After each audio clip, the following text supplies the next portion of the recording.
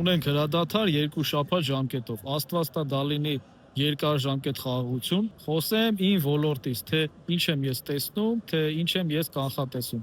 Դա զուտ սուբյեկտիվ կարծիք է, կարող է կամ համաձայնվել կամ ոչ, բայց ես հիմա հիմնավորումը կասեմ։ Գործարքների քանակը եթե վերցնենք ամիսներ առաջ ու հիմա, շատ մեծ տարբերություն կա։ Քանի որ այն մարդիկ, ովքեր որ ցանկանում են ինչ-որ անշարժ գույք գնել Էմիրությունում, կապ չունի որ Էմիրատում, վերցնենք օրինակ Դուբայում, իրենք կանգ առան, սպասելով այս ամբողջ տարածաշրջանային իրավիճակը հանդարտվի, նոր գնան անշարժ գույքի գնման։ Կառուցապատողները այդ ամենը հաշվի առնելով գնացին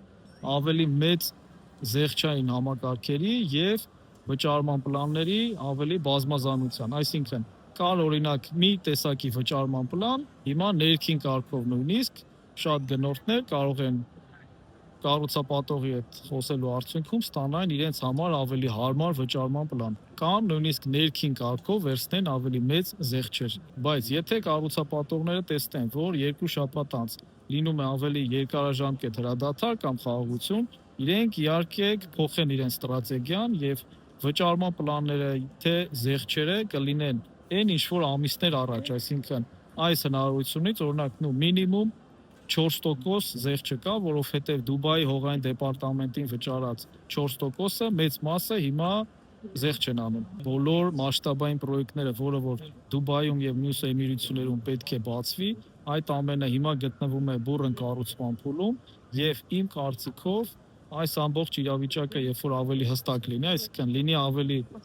հստակ խաղաղություն, էմիրություններ լինելու է ավելի մեծ ներհոսք, քան ամիսներ առաջ, քանի որ այս ամբողջ իրավիճակից ելնելով էմիրությունները ցույց տվեցին, որ ինչ որ կատարվում է աշխարհակաղակական